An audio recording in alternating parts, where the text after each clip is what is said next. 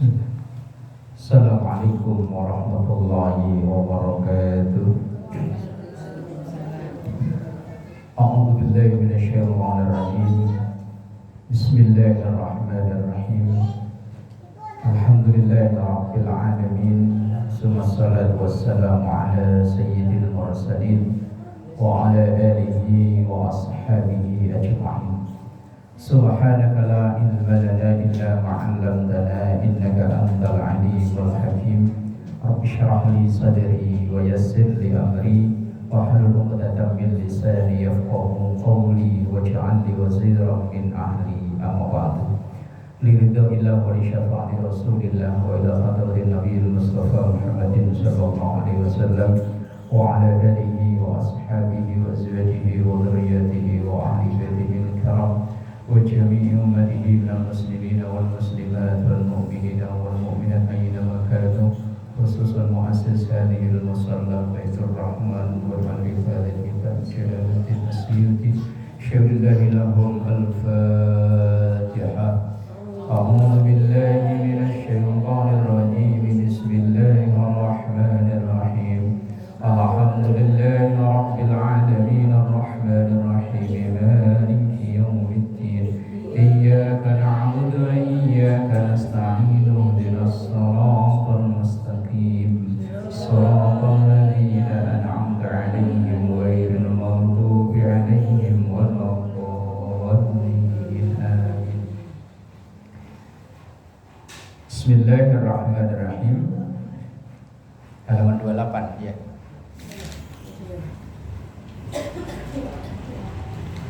Benar? Halaman 28. Bismillahirrahmanirrahim. Qala Syekhul Mu'allif rahimahullahu ta'ala wa nafa'ana bihi wa bi'ulumihi fid dharain amin. Melanjutkan ngaji kita dari kitab Lubbabul Hadis. Wa qala Nabi sallallahu alaihi wasallam an-naimut tahiru qas-shaimi al-qaimi. Bersabda Rasulullah sallallahu alaihi wasallam, an-naimu orang yang tidur, at-tahiru dalam keadaan bersuci, alias ketika mau tidur ia berwudu. Walaupun ketika dia tidur ya otomatis wudu itu batal. Karena termasuk yang membatalkan wudu itu hilangnya akal sebab karena tidur. Kecuali orang yang tidurnya posisi duduk dan tidak bergeser posisi duduknya, maka itu walaupun dia tidur sampai pules, sampai ngimpi pulang kampung bolak-balik, nggak batal wudunya. Umpama ngaji begini loh, nah iya ngaji begini loh, duduknya tek, nggak geser-geser, mulai dari datang tadi jam 12:30 sampai nanti pulang kurang jam 2 dikit, pules banget. Tapi tidurnya duduk tegak begini, wudunya nggak batal. Tapi ya bisa ya, ngantuk dikit aja begini-begini kok ya. Kecuali kalau ini tembok kanan kiri dipepet semua dia, itu baru bisa. Aman. Lah orang yang tidur tapi menjelang tidur tapi at-tahir dalam keadaan suci alias punya wudu, maka orang seperti itu kas-shaimi, seperti pahalanya orang yang berpuasa kalau tidurnya itu siang. Makanya kalau pas mau tidur wudu. Al-qaimi seperti orang yang tahajud kalau itu tidurnya malam, padahal yuk pules nggak tahajud. Syaratnya sebelum tidur wudu. Lah biasanya kita ini kalau mau tidur lah ya bersih-bersih lah ya, sikat gigi, cuci muka, macam-macam. Udah tinggal ditambahin dikit kan ya jadi wudu. Wong wudu itu yang wajib kan cuma wajah, tangan, rambut, pala atau rambut atau pala, kemudian kaki. Cuma 4 itu yang wajib plus niat. Itu udah jadi wudu. Nah, sementara pahalanya kalau tidur siang seperti orang yang puasa kalau tidurnya malam seperti orang yang tahajud. Apalagi memang dia puasa, apalagi memang dia tahajud, pahalanya malah berlipat-lipat. Itu hadis. Kemudian yang selanjutnya, man tawaddo'a ala tuhrin kutiba lahu asyru hasanatin. Man, siapapun atau barang siapa tawaddo'a, berwudu, ala tuhrin, dalam keadaan suci. Ini maksudnya begini loh. Kita tadi umpama berangkat dari rumah, sebelum kesini kan wudu untuk sholat duhur. Kemudian ketika pulang, misalnya pas asar atau pengen baca Quran, kok wudu lagi, padahal belum batal. Lah itu namanya man tawaddo'a ala tuhrin, orang yang berwudu masih dalam keadaan suci. Lah ini niatnya berbeda dengan wudu yang biasanya kita lakukan. Kalau wudu yang biasa kita lakukan, bacaan niat kan nawaitu wudu'a li raf'il hadasil asghari fardhon lillahi ta'ala. Itu kalau wudunya orang yang sudah batal. Tapi kalau wudunya orang yang belum batal alias memperbaharui wudu, niatnya wudu enggak begitu. Tapi nawaitu litajdidil wudu sunnatan lillahi ta'ala. Atau bahasa Indonesianya gampangnya begini, saya niat memperbaharui wudu sunnah karena Allah Ta'ala. Kalau dalam keadaan udah hadas, udah buang angin, udah bersentuhan, berarti udah batal, maka niatnya wudu lirafil hadasil asghari, untuk menghilangkan hadas kecil. Tapi kalau masih punya wudu tapi pengen wudu lagi biar tambah seger umpama, maka niatnya litajdidil wudu, niatnya memperbaharui wudu. Iya, tajdidil wudu, memperbaharui wudu. Kalau Indonesianya gampangnya, saya niat memperbaharui wudu sunnah karena Allah Ta'ala.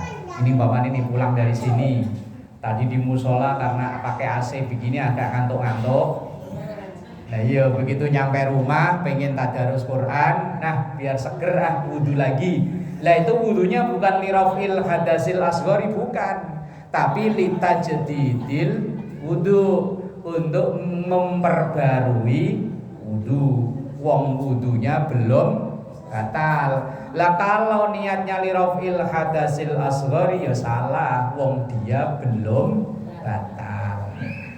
Jadi ini biasanya seringnya, biasanya kalau jamaah di musola di masjid kemudian yasinan, habis maghrib umpama yasinan, baca rotibul haddad, tahlilan, macam-macam.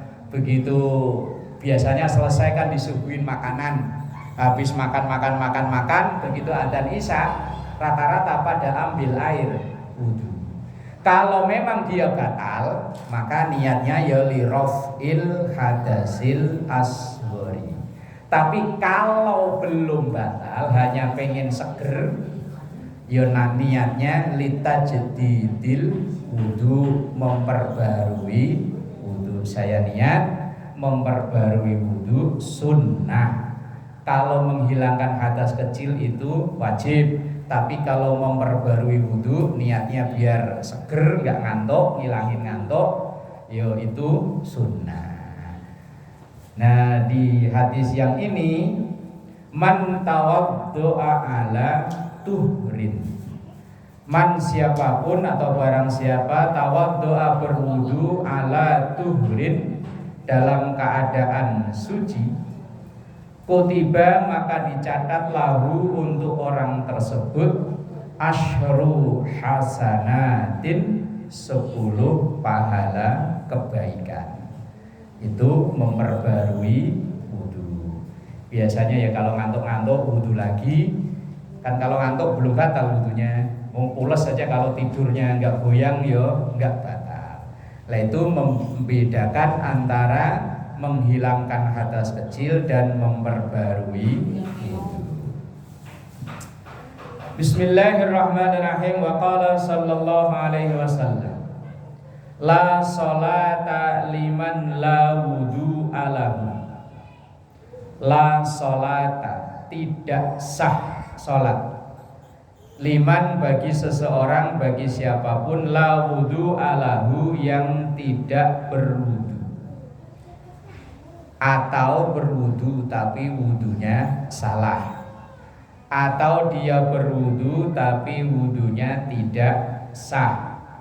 Makanya ya berulang-ulang pelajaran wudu itu diulang-ulang, karena wudu ini awal yang menentukan ibadah selanjutnya. Kalau wudunya benar sah, kemungkinan ibadah selanjutnya ya benar dan sah. Tapi kalau wudunya keliru, nah nanti ibadah kelanjutannya ya keliru. Mungkin berulang-ulang sering saya sampaikan ketika membasuh wajah, mulai dari tempat tumbuhnya rambut bagian atas, bagian bawah janggut, kanan kiri kuping.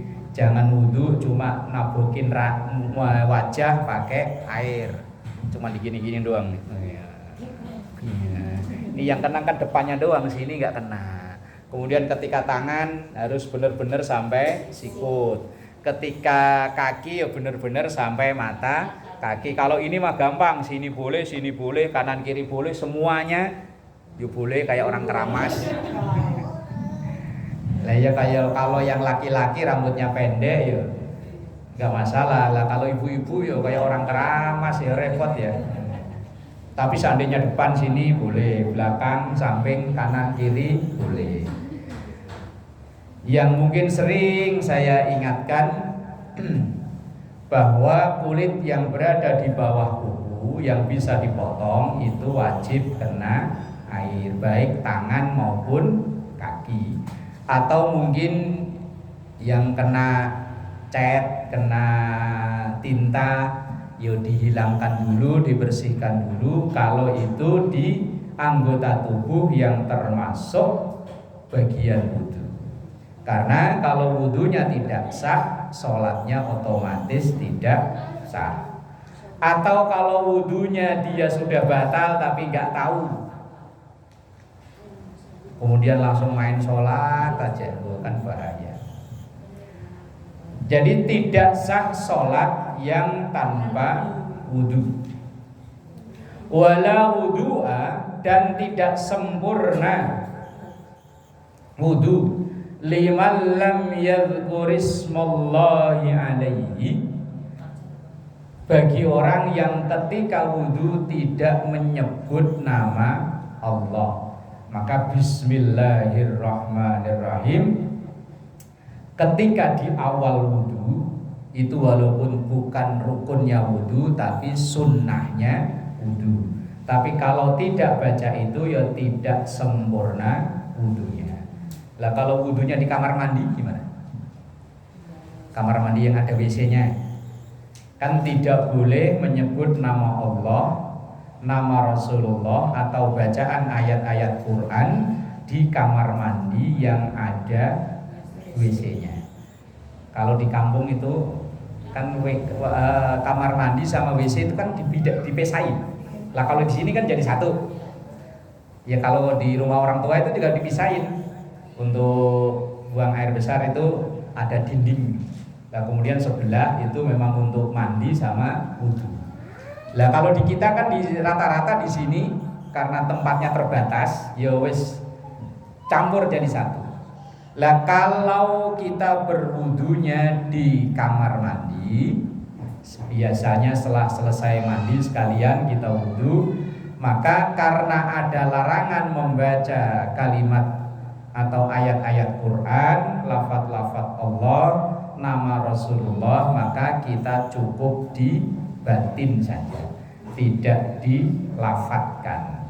Yus bismillahnya dibatin, nawaitu wudu'a li rabbil hadasil asghari fardhon lillahi ta'alanya di batin. Nanti ketika sudah keluar dari kamar mandi, yang doa setelah wudhu itu, yang asyhadu alla ilaha illallah wa la syarikalah dan seterusnya, sebaiknya membacanya ketika sudah keluar dari kamar mandi. Ketika di dalam kamar mandi ya jangan, karena itu termasuk menyebut nama-nama Allah, apalagi bismillah itu bagian dari ayat Quran. Tapi kalau wudhunya di luar kamar mandi atau di kamar mandi yang enggak ada jambannya atau WC-nya, ya silahkan disebut atau menyebut nama Allah. Karena kesempurnaan wudhu itu bila diawali dengan Bismillahirrahmanirrahim. Karena ada satu hadis yang berbunyi kullu amrin ribalin la yuqtada'u bi bismillah fahuwa aqta. Setiap amal baik yang tidak diawali dengan bismillah maka putus berkahnya, berkurang nilai pahalanya. Maka ketika wudhu kesempurnaannya wala wudu'a liman lam yadhkurismallahi alaihi. Tidak sempurna wudhu kecuali ia membaca bismillah atau menyebut nama Allah. Bismillahirrahmanirrahim. Wa qala sallallahu alaihi wasallam al-wudu'u syatrul iman. Wudu itu separuh dari iman. Karena wudu itu bagian dari kebersihan. Lah kebersihan itu sebagian dari iman. Cuma kadang kita agak miris itu, kadang di lembaga-lembaga, tempat-tempat pendidikan, di situ ditulisi an-nadzafatu minal iman. Kebersihan sebagian dari iman. Tapi di bawahnya kadang sampah, bungkus jajanan bertebaran di mana-mana. Itu kan yo kontras ya. Atasnya ada tulisannya kebersihan sebagian dari iman, bawahnya sampah di mana-mana. Memang kadang di masyarakat kita itu unik. Saya pernah melihat tulisan di ruangan masjid. Di atasnya itu ada tulisannya, mohon tidak tidur di karpet masjid. Lah itu di bawahnya ada orang tidur. Ya tidur mungkin nyuruhnya di belakang. Kalau di depan gini kan ganggu orang sholat. Takut ngiler juga. Lah itu kebetulan pas saya itu HP lagi mati. Kalau nggak mati mau saya foto. Tulisannya ada tulisannya gede gitu di masjid. Mohon tidak tidur di bagian depan dalam garis miring karpet masjid. Lo bawahnya kok ada orang tidur gitu. Dia bisa baca dia buka. Ya mungkin. Lah iya kadang depan rumah orang pintu keluar gitu ya. Ada tulisannya mohon tidak parkir di depan. Lo kadang parkir yo di situ. Iya, bener nggak bisa baca mungkin ya. Mungkin nggak bisa baca, mungkin. Kadang ada tulisan mohon tidak buang sampah di sini. Bawahnya sampahnya numpuk. Saya pernah lihat tulisan tapi daerah tempat saya ke sono, ke arah namanya ada daerah perumahan tuh, perumahan apa namanya? Itu mungkin yang punya tanah saking keselnya kali, karena di tanahnya dia itu buat buang sampah. Ada tulisan spanduk gede. Kalau gitu masih sopan. Bahasanya yang buang sampah di sini saya doakan mati tabrak kontainer. Itu saking keselnya. Saya sering lihat, saya naik motor nih, di depan saya itu orang naik motor buang sampah, buang sampah, ya Allah, itu apa di rumah gak punya tempat sampah, kok ya? Enggak mau bayar ya mungkin. Sambil mungkin mau berangkat kerja kayaknya. Boncengan suami istri bawa plastik warna merah gitu. Lempar. Lah yang punya tanah lah kesel lama-lama. Mau bayar. Saya lagi berdua sama istri tawa, saya ngeliatin ketawa. Itu saking keselnya kali Mas. Iya kali. Yang buang sampah di sini saya doakan mati ketabrak kontainer. daerah Bekasi sana loh pokoknya. Ya Allah, saya mau kondangan ya Allah. Ini masyarakat kita unik ya. Lah iya kan, dilarang tidur ya malah tidur di situ, dilarang parkir malah parkir di situ. Kayak kalau nggak bisa baca maklum lah ya. Ya tapi mana ada orang sekarang nggak bisa baca. Ya kalau yang seangkatan bapak saya nggak bisa baca itu banyak. Lah kalau umuran sekarang kayaknya ya nggak mungkin. Apa mungkin nggak bisa baca Indonesia ya mbok ya? Ayo, bener. Nah, ya kuwi.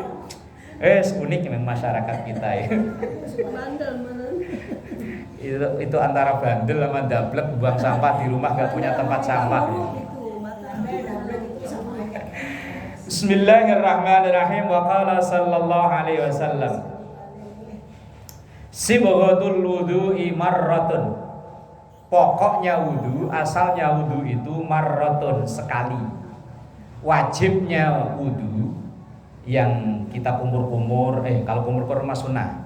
Wajah, tangan, pala, kaki itu sunnahnya, wajibnya cuma sekali. Sekali basuh kok udah rata, udah. Itu kalau misalnya kita wudu airnya nggak ada. Kalau kita di sini yo air kadang malah sampai lebih yo. Iya, kalau di sini sampai lebih kalau air. Kalau dulu di daerah mertua saya itu, kalau udah bulan-bulan Agustus sampai bulan Oktober, itu air bukannya ngambil, nyari pakai drigen kanan kiri, ntar dicendokin, diendepin dulu, besok pagi baru dipakai, karena memang nggak ada air. Lah iya, kalau pas musim-musim itu, tapi sekarang sih alhamdulillah udah teratasi dengan adanya PAM. Kalau dulu kan belum ada. Nah, sumur nggak ada, kering. Nah, kalau kondisinya kayak begitu itu wudu yang wajib itu cuma sekali. Wes pokoknya sekali basuh asal udah yakin rata sudah. Wajibnya cuma sekali. Faman tawaddo'a marrataini, ya kalau airnya banyak, kemudian faman tawaddo'a marrataini, kemudian ia berwudu 2 kali. Kana lahu kiflani minal ajri, maka ia mendapat 2 kali lipat pahalanya. Nah, kita ini kalau wudu sunnahnya kan memang diulang 3 kali. Wa man tawaddo'a salasan, dan siapa yang wudunya kok diulang 3 kali, wajahnya ya dibasuhnya 3 kali, kadang malah sampai berkali-kali. Itu saya pernah ketemu orang wudu samping saya, itu baca bismillahnya, waduh itu nggak ngabisin air. Ini bismillah, nggak jadi lagi, bismillah, wow, bismillah, enggak. Yo nggak tahu, namanya kita wudu bareng-bareng di tempat rame itu sebelah saya, sampai saya kelar, sampai saya agak pura-pura ngapain nungguin orang itu wudu. Pasal bismillah, kok cuma cuci tangan doang kok ngabisin air ya? Lah ya kalau air di sini sih nggak masalah, banyak. Ya kalau yang di tempat-tempat yang kayak di daerah mertua saya zaman dulu kan diomelin orang, ngabisin air aja lu. Mungkin itu orang yang was-wasnya berlebihan. Kalau sholat usolli berulang-ulang, itu saya ada teman sekolah saya dari SD ya sampai kerja bareng, sampai kebetulan memang nikah, dia dapat orang jauh, akhirnya pisahnya setelah nikah. Itu kalau sholat usolli nggak jadi, usolli nggak jadi, usolli nggak jadi. Ya sampai dulu ya karena kita teman sekolah dari kecil ya teman ngaji bareng-bareng, sampai manggil dia itu usolli. Ya sampai sekarang panggilannya usolli. Usolli. Ya kalau saya tanya belum mantep, belum yakin, ya udah terserah. Ya kadang sampai imamnya rukuk, walah susah amat yo. Tapi sekarang alhamdulillah udah enggak. Dulu zaman sekolah, zaman kerja masih. Sampai teman-teman yang menyebutnya usolli ya makan. Kalau mau makan. Lah iya jadi ya repot kalau jadi imam malah. Ini dia jadi, makanya dia nggak pernah mau jadi imam, walaupun dia nyantri tahun-tahunan karena dia sendiri merasa belum yakin. Nggak jadi. Nggak jadi. Makanya saya kalau sholat di sebelahnya dia pindah deh. Ketularan. Oh saya mending pindah agak sonoan, walaupun temen akrab. Kalaupun kita dulu di kerjaan di kos-kosan sholat jamaah, jadi saya suruh jadi makmum. Pokoknya agak colong, sholat jangan kenceng-kenceng ganggu saya. Ragu, penyakitnya itu was-was.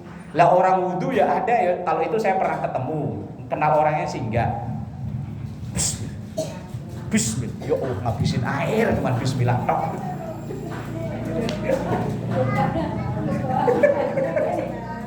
Wa man tawaddu'a salasan, siapa yang wudu diulang 3 kali. Ya yes, umumnya kita kalau wudu kan gitu. Kumur-kumur ya 3 kali.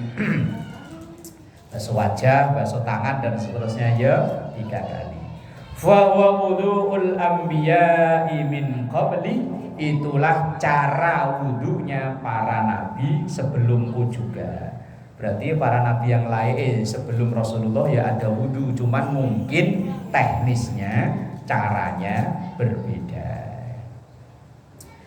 Bismillahirrahmanirrahim. Wa qala sallallahu alaihi wasallam la yaqbalullahu salata ahadikum idza ahdasa hatta yatawaddo.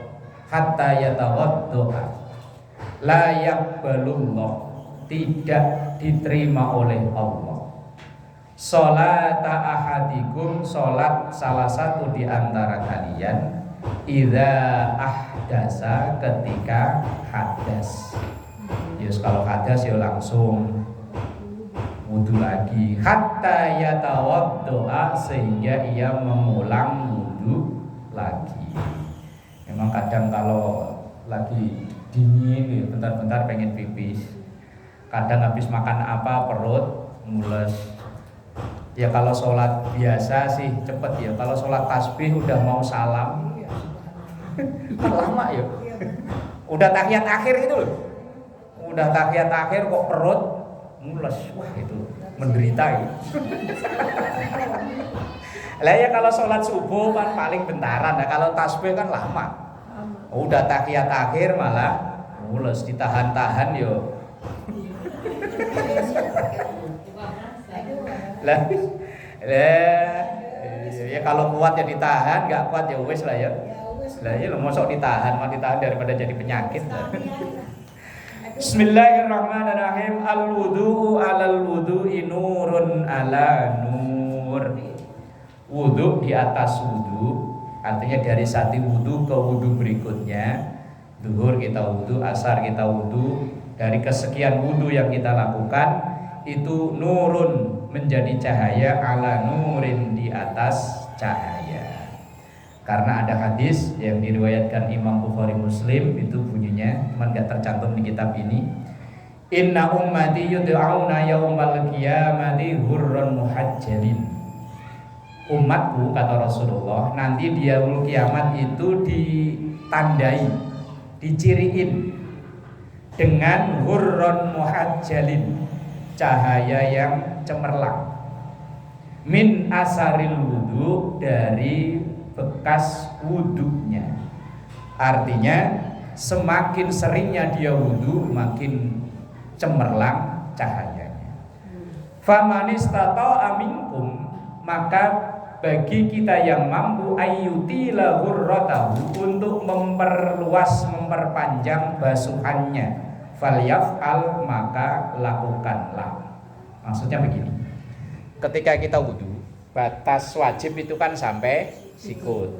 Lah kalau memang nggak ada masalah apa-apa, ditambahin ya sampai sini. Ya apalagi kalau mohon maaf ya, kalau wudu di rumah sendiri, di kamar sendiri kan bebas. Kecuali wudu di tempat umum begini masih, apalagi perempuan kan menutup aurat.